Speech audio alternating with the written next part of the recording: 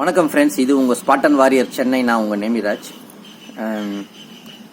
தம்பி ஒருத்தர் கமெண்ட் பண்ணியிருந்தாரு, அண்ணே நான் வாதம் பிரச்சனைக்கு ஆல்ரெடி உங்ககிட்ட ட்ரீட்மெண்ட் கேட்டிருந்தேன். ஆனால் பார்த்தீங்கன்னா அது இன்னும் அப்படியே கண்டினியூவாக தான் போயிட்டுருக்கு. இன்னும் எனக்கு எந்த ஒரு இம்ப்ரூவ்மெண்ட்டும் இல்லை அப்படின்ற மாதிரி சொல்லியிருந்தாரு. அதுக்கப்புறம் நம்ம என்னென்ன பண்ணீங்கன்னு சொல்லி கேட்டோம். அப்புறம் அவர் சொன்னதுக்கப்புறம் தான் நமக்கு டீட்டெயில் தெரிஞ்சது அவர் என்னென்ன தவறு பண்ணியிருக்கிறாரு அப்படின்னு சொல்லிட்டு. ஸோ இந்த பொதுவாக பார்த்தீங்கன்னா இந்த சீசன் பார்த்தீங்கன்னா வாதம் அதிகமாக வரக்கூடிய சீசன் தான். ஓகேங்களா? அதனால் பார்த்தீங்கன்னா இப்போ நம்ம மறுபடியும் இந்த வாதம் பிரச்சனைக்கான மருத்துவமும் ஃபிசிக்கல் ஆக்டிவிட்டீஸும் நம்ம இதில் சொல்லித்தரேன். நீங்கள் அதை ஃபாலோ பண்ணுங்கள், 100% க்யூர் ஆகும். ஏன்னா நம்ம வீட்லேயும் சரி ஒரு காலத்தில் இந்த மாதிரி வாதம் பிரச்சனை இருந்தது. நம்மளுடைய நண்பர்கள் வட்டாரத்தில் நம்ம டீம்லேயும் சரி நிறைய பேரோட சேவல் கோழிங்களுக்கு இந்த வாதம் பிரச்சனை வரும்போது இந்த மாதிரி மெடிசனை சொல்லி தான் நம்ம ட்ரீட்மெண்ட்டை பண்ணி தான் நம்ம 100% ரிகவர் பண்ணியிருக்கோம். ஸோ அது என்ன ஏதுன்றதை நம்ம ஃபுல் டீட்டெயில் பார்ப்போம். வாங்க வீடியோக்குள்ளே போவோம்.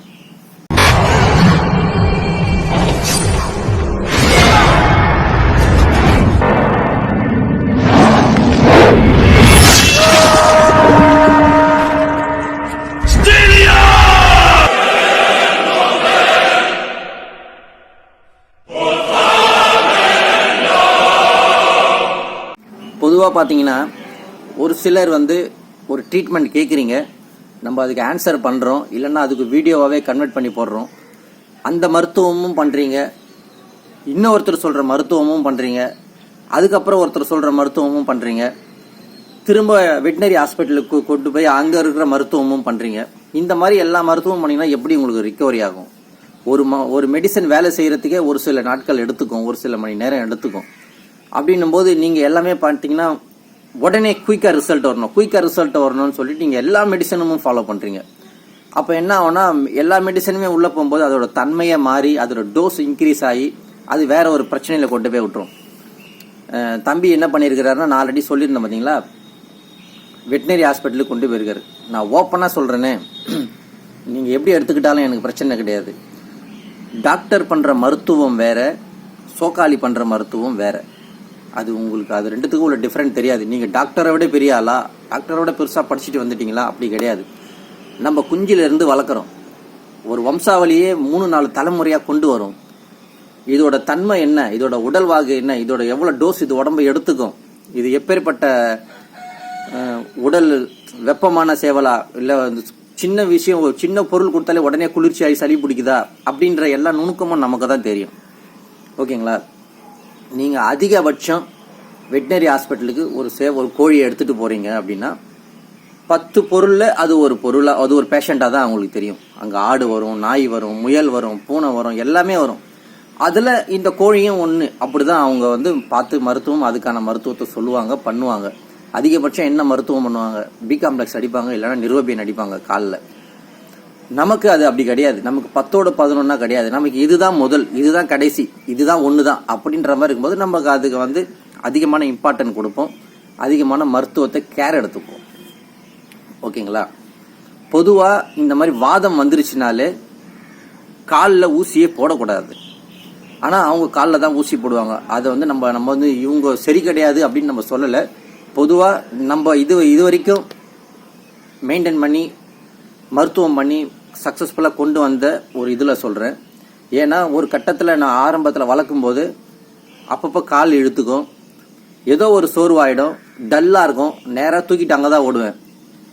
போனதுமே காலில் இன்ஜெக்ஷன் போட்டுருவாங்க. போட்ட உடனே ஒரு 2 மணி நேரம் 3 மணி நேரம் தான் இருக்கும். அப்புறம் பார்த்தா கால் இழுத்துக்கும், நடக்க முடியாமல் படுத்துன்னு கிடக்கும். ஒரு நாள் ஃபுல்லாக, ஒரு 4 நாள் இறந்து போயிடும்.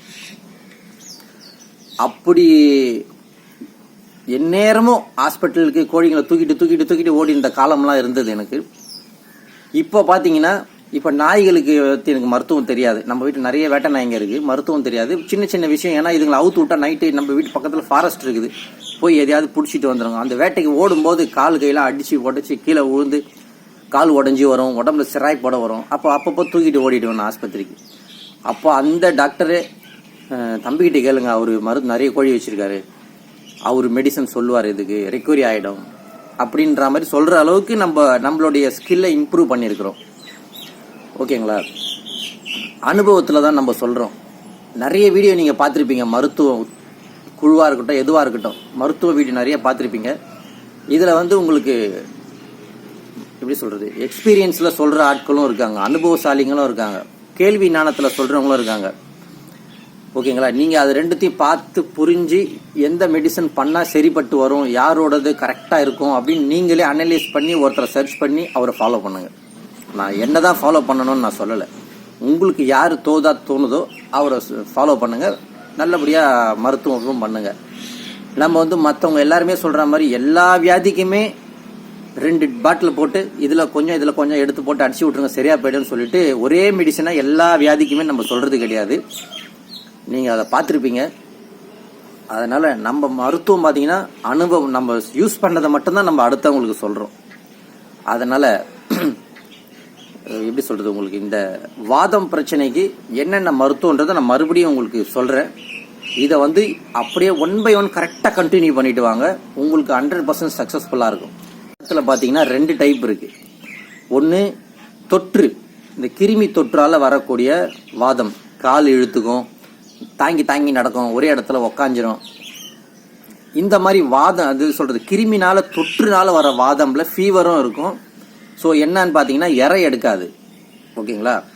இன்னொரு வாதம் இருக்குது, நல்ல இறை எடுக்கும், நல்ல ஆக்டிவாக இருக்கும், ஆனால் நடக்க முடியாது.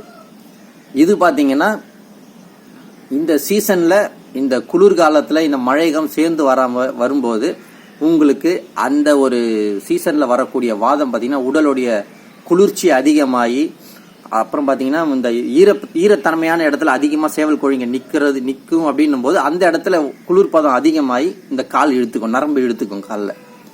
இந்த மாதிரி வரக்கூடிய வாதமும் இருக்குது. பொதுவாக பார்த்தீங்கன்னா ஒரு சிலர் கூண்டுலாம் பார்த்தீங்கன்னா ரொம்ப ஓப்பனாக வச்சுருப்பாங்க. இந்த குளிர்ந்த காற்று, இந்த என்ன சொல்கிறது, இந்த குளிர் தன்மையாக இருக்கக்கூடிய காற்று, சில்லுன்னு இருக்கக்கூடிய காற்று பார்த்தீங்கன்னா அதிகமாக உள்ளுக்குள்ளே போயிட்டு வரும்போது என்ன ஆகுன்னு பார்த்தீங்கன்னா இந்த மாதிரியான வாதம் பிரச்சனை அதிகமாகும். அதுக்கு தான் நம்ம சொல்கிறது, சேவல் பார்க்கறது வந்து மேலே தான் இருக்கணும், இங்கே தான் இப்படி தான் பார்க்கணும், சேவல் இப்படி பார்க்குற மாதிரி கூண்டு இருக்கக்கூடாதுன்னு நிறைய தடவை நான் சொல்லியிருப்பேன். இந்த ஊத காற்றுன்னு சொல்லுவாங்க பார்த்தீங்கன்னா, இந்த ஊத காற்று அதிகமாக உள்வாங்கன்னா ஆகணும், கை கால், இந்த கால் இழுத்துக்கும். ஒரு சில ரொம்ப ரேரான சேவல்களுக்கு ரெக்கை எழும்பாமல் இருக்கும், இந்த ரெக்கை ஒரு பக்கம் இழுத்துக்கும், தொங்க விட்டுரும் ஒரு பக்கம். இந்த மாதிரியான பிரச்சனைகள் வரும். இதுக்கு சரியான மருத்துவம் அப்படின்னு என்னன்னு பார்த்தீங்கன்னா, முதல்ல உங்கள் சேவலுக்கு சாப்பிட்ற இறை ஜீரணமாகுதான்னு பாருங்கள். ஜீரணம் ஆயிடுச்சு அப்படின்னாலே, இந்த மாதிரி வாதம் வந்தாலே மோஷன் பார்த்தீங்கன்னா நார்மலாக தான் வராது, கொஞ்சம் முன்ன பின்ன தான் வரும். அதை பற்றி நம்ம பிரச்சனை கிடையாது.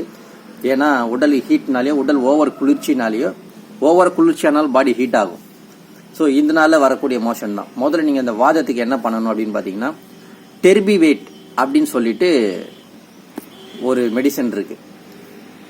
இந்த வாதம் பார்த்தீங்கன்னா ஆக்சுவலாக நான் சொன்ன பார்த்தீங்கன்னா இந்த குளிர்ச்சியான வாதம் இது எதனால் வரும்னு பார்த்தீங்கன்னா, உடலில் விட்டமின் கம்மியாக இருக்கிற சேவல் கோழிங்க, நோய் எதிர்ப்பு திறன் கம்மியாக இருக்கிற சேவல் கோழிங்களுக்கு உடனடியாக வந்துடும்.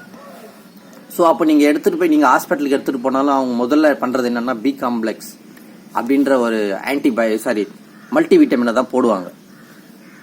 இப்போ நம்ம வீட்டில் இந்த மாதிரி வந்துருச்சு, ஃபீவரும் இருக்குது அப்படின்னும் போது அதுக்கு தனி மருத்துவம் பண்ணணும்.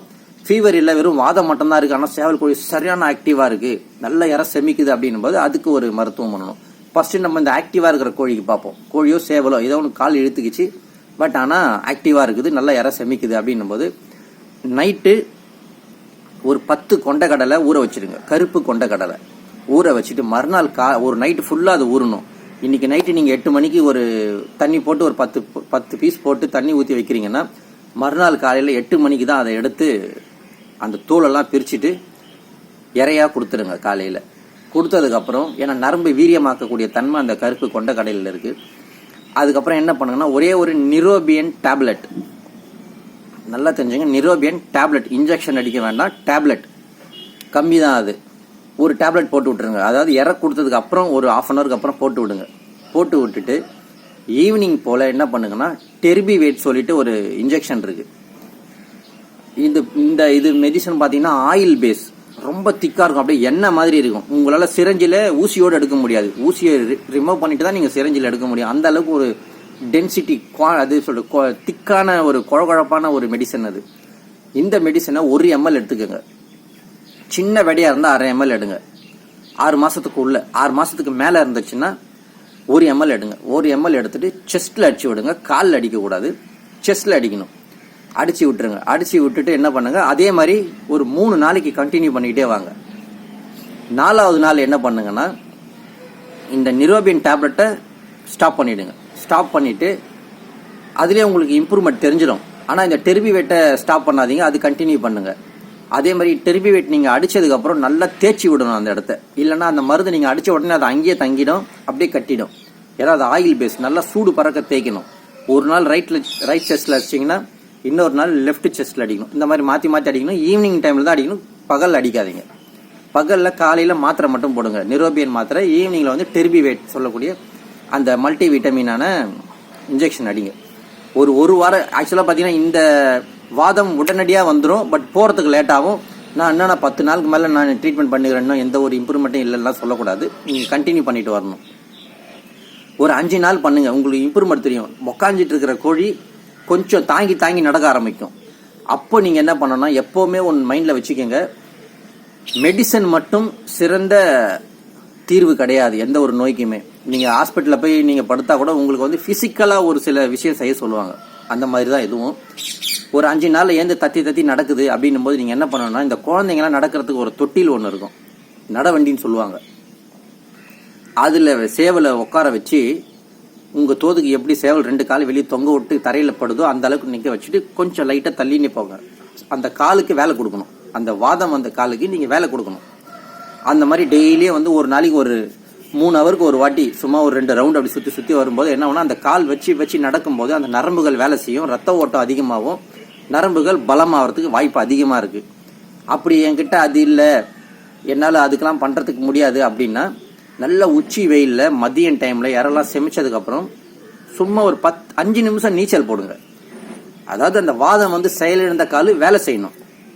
தண்ணியில் அடிக்கும்போது என்ன ஆகும்னா, அப்போ அந்த பிளட் சர்க்குலேஷன் அதிகமாகும், அந்த மூட்டுகள் வந்து ஒர்க் ஆகும், நரம்புகள் வேலை செய்யும். அப்போ என்ன ஆகும்னா, நீங்கள் கொடுக்குற மெடிசனும் இந்த ஃபிசிக்கல் ஆக்டிவிட்டியும் சேரும்போது கால் சீக்கிரமாக குணமாயிடும்.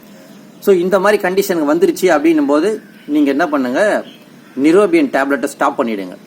இந்த டெர்பிவேட் மட்டும் ஃபாலோ பண்ணுங்க. அது கூட 2-3 நாள் ஃபாலோ பண்ணிட்டு வந்தாலே போதும். அதுக்கப்புறம் பார்த்தீங்கன்னா உங்களுக்கு அந்த கால் வச்சு நடக்க ஆரம்பிச்சிச்சுன்னும் போது நீங்கள் திருசல்ல விடலாம். தாங்கி நடந்து அதுக்கப்புறம் நார்மலாக நடக்க ஆரம்பிச்சிடும். அதுக்கப்புறம் நீங்கள் மெடிசன் வந்து டேப்லெட், இந்த நிரோபியன் டேப்லெட்டை மட்டுமே கண்டினியூ பண்ணுங்கள், டெர்பிவேட்டை ஸ்டாப் பண்ணிவிடுங்க. நான் இதுக்கு முன்னாடி மாத்திரை ஸ்டாப் பண்ணுங்கன்னு சொல்லியிருப்பேன். மாத்திரையை கண்டினியூ பண்ணுங்கள், இந்த டெர்பிவேட்டை ஸ்டாப் பண்ணிவிடுங்க. நிரோபியன் டேப்லெட் மட்டும் தினமும் ஒன்றா ஈவினிங்கில் போட்டுட்டு வந்துடுங்க. ஏன்னா நம்ம இன்ஜெக்ஷன் ஈவினிங் ஸ்டாப் பண்ணிட்டோம். ஸோ ஈவினிங்கில் டேப்லெட்டை போட்டுக்கலாம். காலையில் எதுவும் போட தேவையில்ல, காலையில் இற கொடுங்க போதும். இந்த கொண்டக்கடலையே கண்டினியூ பண்ணலாம். சரி, ஓகே. இப்போ அப்படியே வந்து பார்த்தீங்கன்னா, இப்போ ஃபீவரும் இருக்குது, வாதமும் இருக்குது, ரொம்ப டல்லாக இருக்குது, சோர்வாகவே இருக்குது, இறைய எடுக்க மாட்டுது அப்படின்னும் போது அதுக்கு வந்து நம்ம எளிமையாக ஜீரணமாகக்கூடிய பொருள் உங்களுக்கு ஆல்ரெடி எல்லாருக்குமே தெரியும். இந்த பொருளை கொடுக்கலாம். இட்லி கொடுக்கலாம், குளுக்கோஸ் கலந்து கொடுக்கலாம், இல்லைன்னா எலக்ட்ரால் கலந்து கொடுக்கலாம், ரஸ்க்கு கொடுக்கலாம், பொறை கொடுக்கலாம், பிஸ்கட் கொடுக்கலாம். ஓகேங்களா? இது உங்களுக்கு எல்லாருக்குமே தெரியும். காலையில் வெறும் வயிற்றுல சேவலை எப்பவுமே விடக்கூடாது. நோய் வந்ததை கொடுத்துட்டு இதே மாதிரி நிரோபியன் டேப்லெட் ஒன்று போட்டுருங்க. இது வந்து சோர்வாக அடைஞ்சிருக்கிற சேவலுக்கு நான் சொல்கிறேன். நிரோபியன் டேப்லெட் போட்டுருங்க. ஈவினிங் போல் ஒரு 3 மணி இதே மாதிரி மறுபடியும் உள்ளுக்கு இற கொடுத்துட்டு டெர்பிவேட் ப்ளஸ் ஆக்சிடெட்ராசிலின் நல்லா தெரிஞ்சுக்கங்க. ஆக்சிடெட்ராசிலினில் பார்த்தீங்கன்னா உலருது. ஆக்சிடெட்ராசிலினில் பார்த்தீங்கன்னா எப்படி சொல்கிறது, ஒரு நுண்ணுயிரிகளை அழிக்கக்கூடிய, அதாவது பாக்டீரியாவை அழிக்கக்கூடிய ஒரு கிருமி நாசினியாக பயன்படும். நோய் எதிர்ப்பு சக்தியை இன்க்ரீஸ் பண்ணக்கூடிய, ஹியூமினிட்டி பவரை இன்க்ரீஸ் பண்ணக்கூடிய மெடிசனாகவும் அது செயல்படும். ஓகேங்களா? ஸோ டெர்பிவேட் ப்ளஸ் ஆக்சிடெட்ராசிலின் இது ரெண்டுத்தையுமே நீங்கள் அடிக்கணும். அது எப்படி அடிக்கணும்னா, எப்போவுமே ஒன்று தெரிஞ்சுக்கங்க. நிறைய பேர் சொல்லுவாங்க, இதில் 1/2 ml அதில் 1/2 ml எடுத்து அடிங்க அப்படின்னும் போது அந்த 1/2 ml தன்மை மாறும். ஒரு சில சேவல் கோழிங்களுக்கு இது அதிகமான வாதத்தை கொண்டு வரக்கூடிய பிரச்சனை இருக்குது. ஆல்ரெடி நம்ம கோழிங்க வாதம் இருக்குது. அதனால் நீங்கள் எப்போவுமே என்ன பண்ணணும்னா, டெர்பிவேட்டை வந்து ஒரு 1/2 ml இல்லை 3/4 ml எடுத்துக்கோங்க. 1 mlக்கு குறைவாகவே எடுத்து ஒரு பக்கம் அடித்து விட்டுருங்க, நல்லா தேய்ச்சி விட்டுருங்க. ஒரு 1/2 ஹவருக்கு அப்புறம் திருப்பி என்ன பண்ணுங்கன்னா, ஆக்சிடெட்ராசிலினை ஒரு 1/2 ml எடுத்து ரைட் சைஸில் அடிச்சு விடுங்க. ஸோ அப்போ என்ன ஆகும்னா, இந்த ஃபீவரை, இந்த ஜுரத்தை வரக்கூடிய சேவல் கோழிகள் சோர்வடையக்கூடிய இந்த நுண்ணுயிர்கள் உடலுக்குள்ள அழிய ஆரம்பிக்கும். அது அழிஞ்சதுக்கப்புறம் டெர்பிவேட் மெடிசன் வேலை செய்ய ஆரம்பிக்கும். ஏன்னா நீங்கள் டெர்பிவேட் போடும்போது அந்த விட்டமினை ஃபுல்லாக அந்த பாக்டீரியா தான் எடுத்துக்கும். ஸோ சேவல் கோழிகளுக்கு எந்த இம்ப்ரூவ்மெண்ட்டுமே தெரியாது. நீங்கள் ஆக்சிடெட்ராசிலின் அடிக்கும்போது அந்த நுண்ணுயிர்கள் வந்து இறந்துடும், சேவல் கோழிகள் ஆக்டிவ் ஆகிடும். அதுக்கப்புறம் இந்த டெர்பிவேட் அடிக்கும்போது நரம்புகள் பலமாயிடும். ஸோ கொஞ்சம் பலமாகி ஒரு 10 நாள் 15 நாள் ஏன் 20 நாள் கூட போட்டோம், 1 மாதம் கூட போகட்டும், கண்டினியூ பண்ணுங்கள். அதுக்கப்புறம் கொஞ்சம் எழுந்து நிற்கும், ஒரு அரை இதில் எழுந்து நிற்கும் சேவல். அப்போ காலுக்கு கொஞ்சம் பலம் வருதுன்னு அர்த்தம். அப்போ நீங்கள் என்ன பண்ணணும்னா ஃபிசிக்கல் ஆக்டிவிட்டீஸ், நடக்க வைக்கிறது, நீச்சல் அடிக்க வைக்கிறது, இந்த மாதிரி சின்ன சின்ன வேலையை கம்மி டைமில் கொடுக்கணும். ஒரு 2 நிமிஷம் 3 நிமிஷம் 4 நிமிஷம் அப்படி இன்க்ரீஸ் பண்ணிக்கிட்டு போகணும். பண்ண உங்களுக்கு சூப்பராக ரெடி ஆகிடும். எப்பவுமே ஒன்று தெரிஞ்சுக்கோங்க, எந்த ஒரு வியாதிக்குமே நீங்கள் குயிக் ரிசல்ட் எதிர்பார்க்கலாம், தப்பு கிடையாது. நரம்பு சம்பந்தப்பட்ட வியாதி, ஒரு கால் செயலிழந்து போச்சு அப்படின்னும் போது அதுக்கு டைம் எடுத்துக்கும், அது இம்ப்ரூவ் ஆகிறதுக்கு ரொம்ப நாள் ஆகும். ஸோ இதை மனசில் வச்சுட்டு நீங்கள் ஃபாலோ பண்ணுங்கள். ஒருத்தர் மெடிசனே ஃபாலோ பண்ணுங்கள். அப்படி இல்லைன்னா உங்களுக்கு பிடிக்கல, இதில் ரிசல்ட் இல்லைன்னா டப்புன்னு நீங்கள் வேற ஒருத்தர் மெடிசன் ஃபாலோ பண்ணலாம், தப்பு கிடையாது. பட் அதுக்கு கொஞ்சம் இடைவெளி வேணும். நீங்கள் வெட்டினரி ஹாஸ்பிட்டலுக்கு கொண்டு போனீங்கன்னா டைரெக்டாக காலில் தான் இன்ஜெக்ஷன் பண்ணுவாங்க. அதுக்கப்புறம் சுத்தமாக கால் செயல் இழந்துடும். இந்த மாதிரி அனுபவம் எனக்கு நிறைய இருக்குது. நிறைய கோழிங்களை அந்த மாதிரி நான் இழந்திருக்கேன். நிறைய பள்ளம் தோண்டி நான் புதைச்சிருக்கேன் அந்த மாதிரி கோழிங்களை. ஏன்னா அப்போல்லாம் நமக்கு மருத்துவம் தெரியாது, ஒன்றும் தெரியாது. இப்போ நமக்கு அவர்கிட்ட கேளுங்க, சொல்லுவாங்க, நம்மளை கை காட்டிய விடுறாங்க அந்த மாதிரி வெட்டினரி ஹாஸ்பிட்டலே நமக்கு தெரிஞ்சவங்க. ஸோ அந்த அளவுக்கு நம்ம ஸ்கில்லை இம்ப்ரூவ் பண்ணியிருக்கோம்னா இந்த மாதிரி சில பொருள்களை கொடுத்து தான் நம்ம மேலே வந்து இந்த அளவுக்கு தெரிஞ்சிருக்கோம். ஸோ அதனால தான் நம்ம மற்றவங்களும் அந்த மாதிரி பயனடையணும்னு சொல்கிறோம். அதை மைண்டில் வச்சுட்டு நீங்கள் ஃபாலோ பண்ணிட்டு பண்ணுங்கள். கண்டிப்பாக 100% ரிசல்ட் வரும். எதுவுமே நம்பிக்கையோடு பண்ணுங்கள், ஓகேங்களா? நம்ம வந்து இவ்வளோ நாள் கற்றுட்டு எல்லாமே தெரிஞ்சு தான் நம்ம சொல்கிறோம். ஒரு செகண்டில் ஒரு கமெண்டில் ஒருத்தரை வந்து அசிங்கப்படுத்திட்டு போகிறதுக்கு வந்து ரொம்ப நேரம் ஆகாது. இது வந்து சரி கிடையாது, இது வந்து இந்த மெடிசன் வந்து இவர் வேஸ்ட்டு, அப்படி இப்படி நீங்கள் நிறைய பேரோட வீடியோவில் சொல்கிறீங்க. எனக்குன்னு சொல்ல நிறைய பேரோட வீடியோவில் சொல்கிறீங்க. அவங்க வந்து இதெல்லாம் உட்காந்து உங்களுக்கு சொல்லணும்னு அவசியம் கிடையாது. பட் இருந்தாலும் எல்லாரும் பயனடையணும்னு தான் எல்லாருமே சொல்கிறாங்க, எல்லா யூடியூபரும் சொல்கிறாங்க. ஸோ அதனால் அதை ஃபுல்லாக புரிஞ்சுக்கிட்டு உங்களுக்கு ஓகே அப்படின்னு உங்கள் மைண்டுக்கு வந்தால் மட்டும் நீங்கள் அதை ஃபாலோ பண்ணுங்கள். இல்லைனா நீங்கள் வேறு மருத்துவத்தை பார்த்துட்டு கூட ட்ரை பண்ணுங்கள். ஸோ நன்றி, வணக்கம். இவ்வளோ நேரம் இந்த வீடியோ பார்த்ததுக்கு பயனுள்ளதாக இருந்திருக்கும்னு நினைக்கிறேன். அடுத்த ஒரு பயனுள்ள வீடியோவில் பார்ப்போம்.